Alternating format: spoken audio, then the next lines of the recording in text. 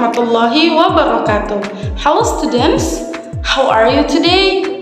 I hope all of you are fine. And before we start the lesson, better you know who I am. I'm Fatimah. I'm from English Department of Mula Warman University. And in this video, we will learn and I will teach you about figurative language in the poem and simple past tense. And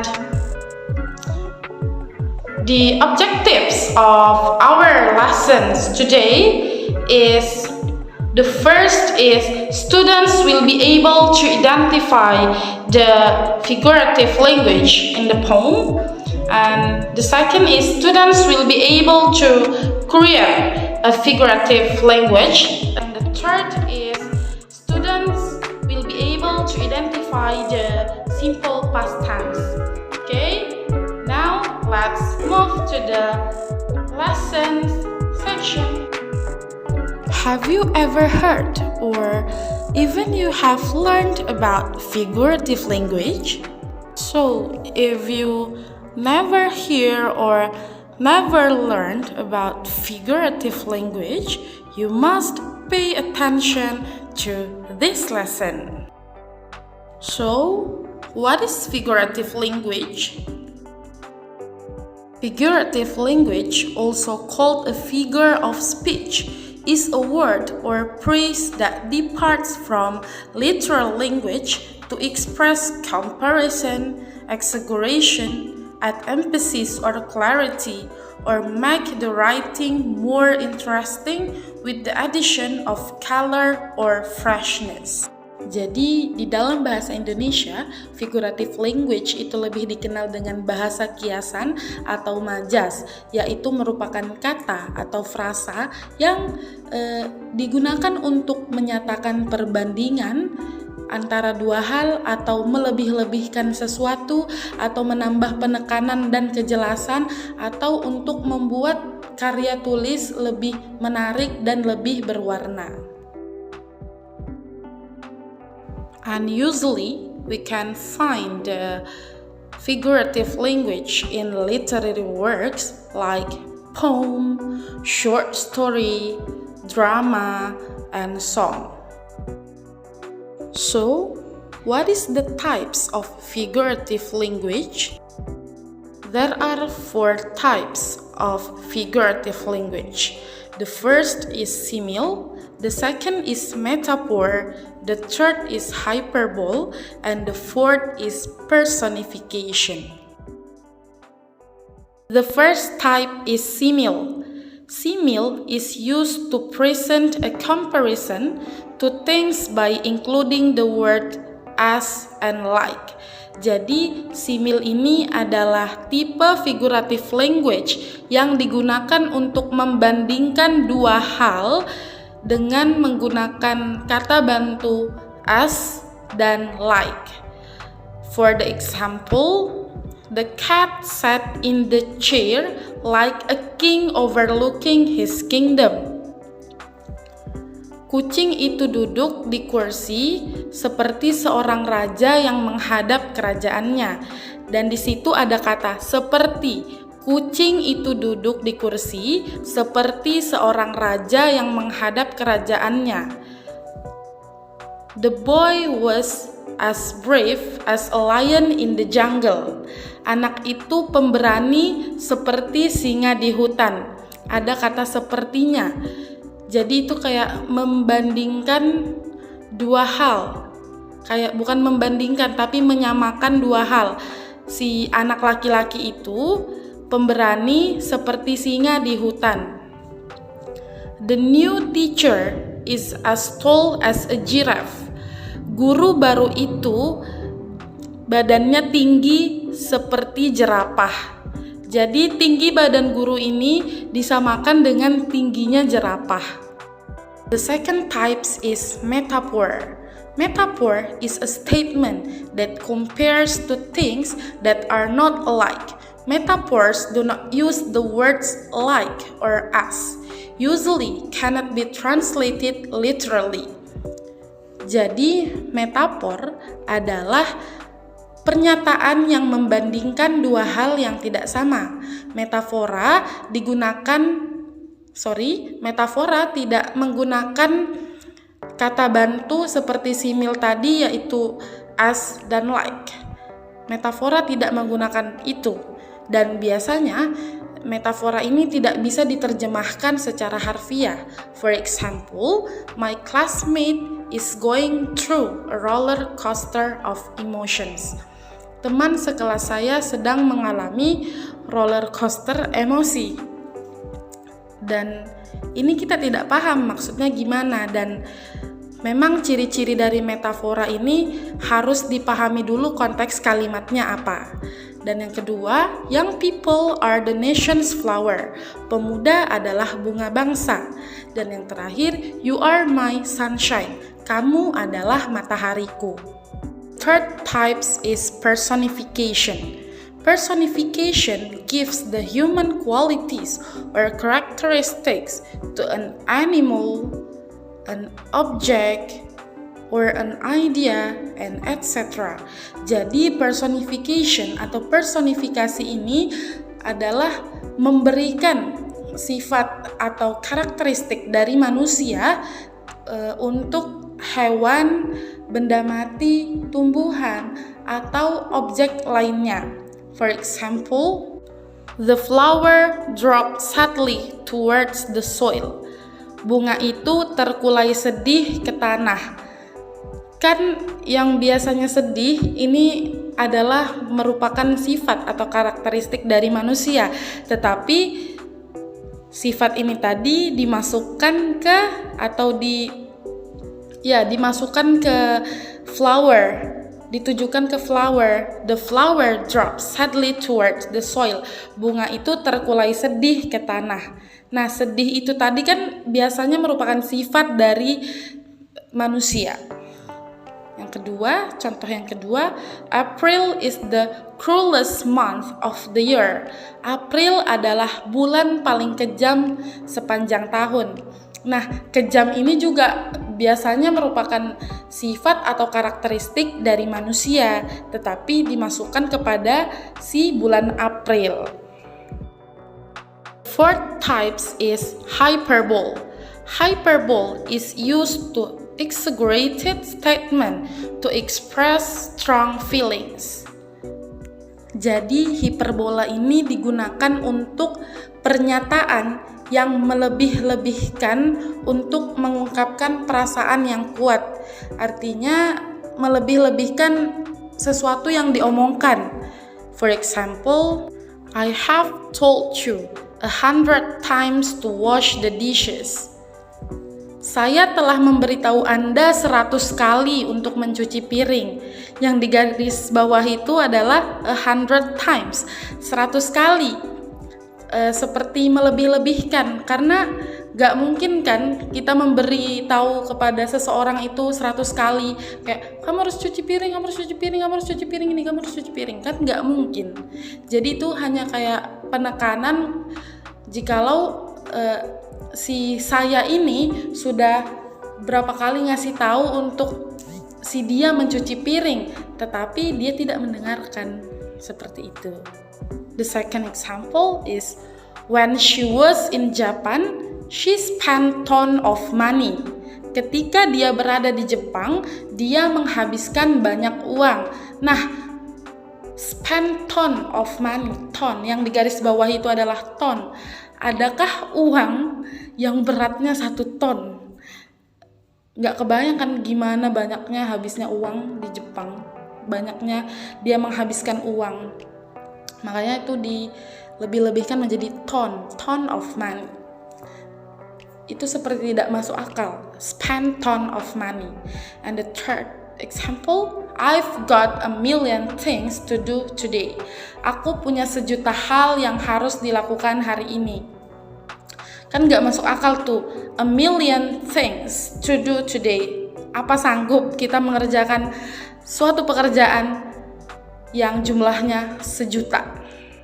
Nah, jadi itu tuh melebih-lebihkan. So, now Let's analyze the figurative language in the poem I Wandered Lonely as a Cloud by William Wordsworth. So here's the poem and you can read by yourself. And there are two similes used in this poem. The first is I wandered lonely as a cloud. Author compares his loneliness with a single cloud. And the second is continuous as the stars that shine. It means that author compares the endless row of daffodils with countless stars. Besides that, there are two personifications used in this poem.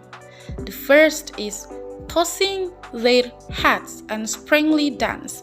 It shows that the daffodils are humans that can dance. The second is in a jocund company. It means that author considered the daffodils as his buoyant company. In addition, there is one metaphor used in this poem, namely, they flash upon that inward eye. The word inward eye here represents the sweet memory of daffodils. Okay, now it's exercise time. And please answer the question correctly. And there are 5 questions in there. The first question is, in Indonesian, figurative language is commonly called A. Bahasa kiasan, B. Bahasa gaul, C. Bahasa baku, and D. Bahasa hati. I give you 30 seconds to answer this question.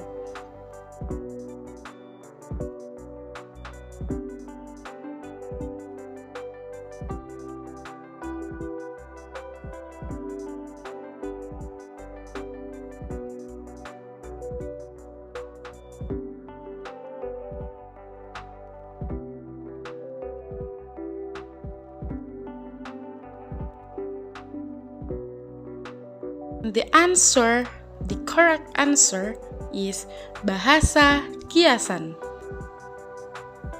The second question is, types of figurative language that gives the human qualities or characteristics to an animal, an object, or an idea is A. Metaphor, B. Personification, C. Simile, and D. Hyperbole. So I gave you 30 seconds to answer these questions.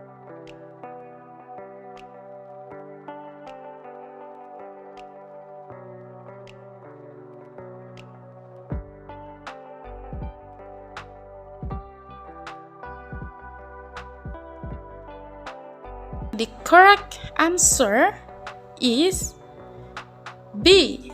Personification. Question is, the following is an excerpt or bagian a poem as I Walk Out on Evening by W.H. Audin. You can read by yourself, and the question is, from the excerpt of the poem above, the type of figurative language used is A. Metaphor, B. Personification, C. Simile, and D. Hyperbole. I gave you 30 seconds to answer this question.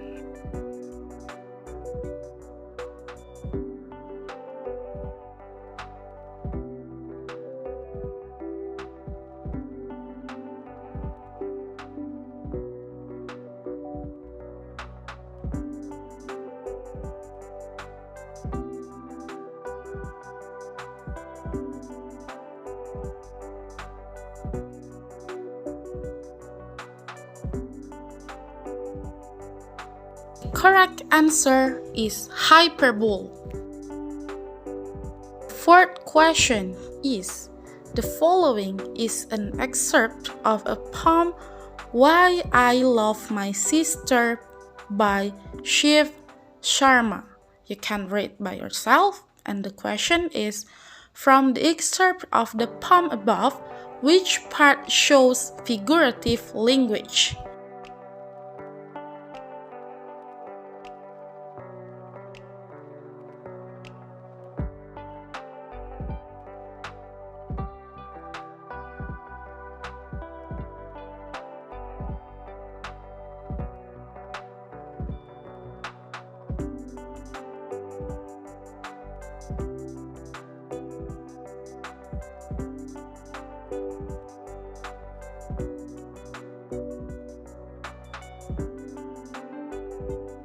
The correct answer is, she is as sweet as chocolate and as smooth as fudge.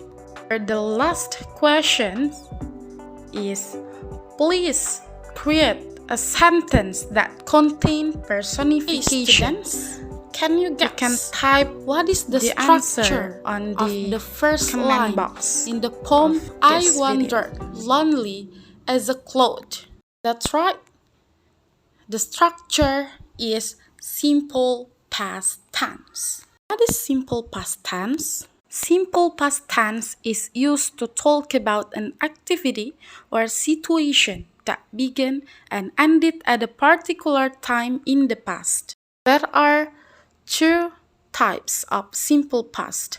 The first is nominal simple past, and the second is verbal simple past.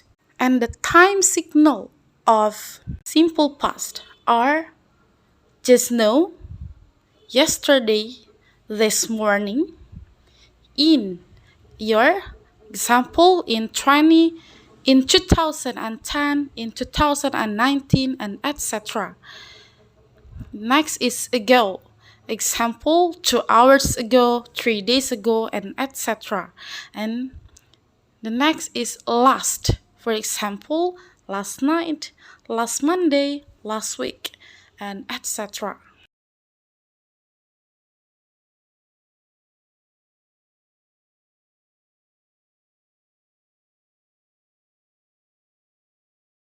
The formula of positive sentence: subject plus to be plus noun or adjective or adverb. And the to be we use was and were. Was for I, she, he, it, and were for you, they, we. For example, she was a teacher 5 years ago. She is subject, was is to be, teacher is noun, 5 years ago is time signal. And same with other example like that. And formula for the negative sentence: subject plus to be plus not plus noun, adjective, or adverb.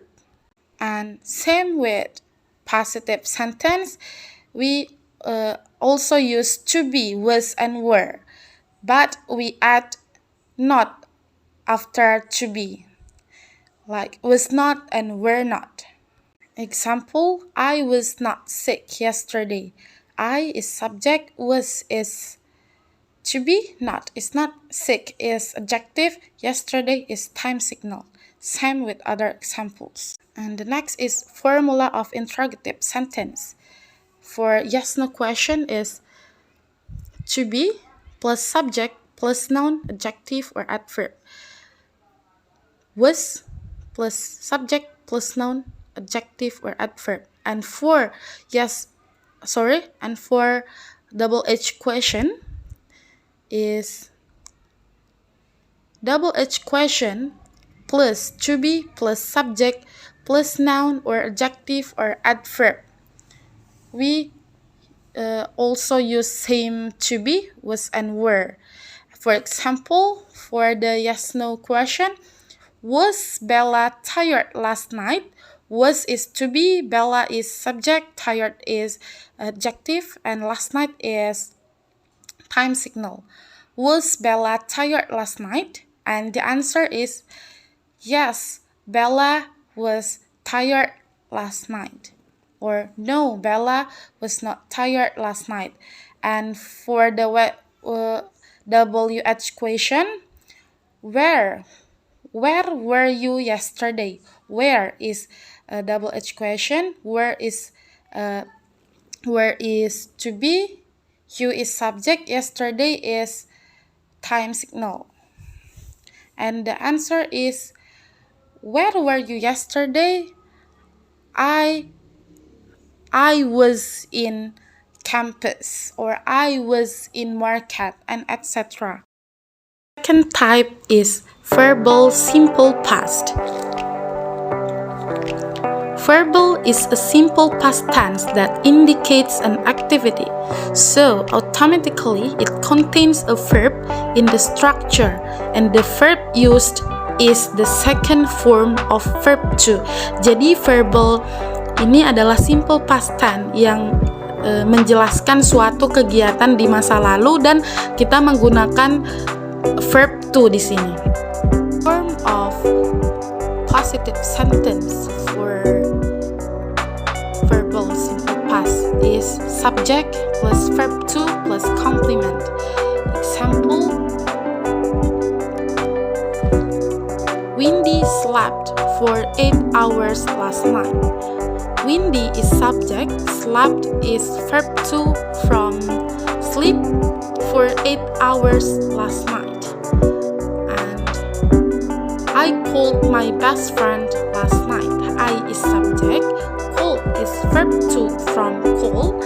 My best friend is complement, last night is time signal. And for the negative sentence, subject plus did not plus verb one plus complement. Jadi di negative sentence ini kita tidak menggunakan verb to tetapi menggunakan verb one dan sebelumnya ditambah dengan did not.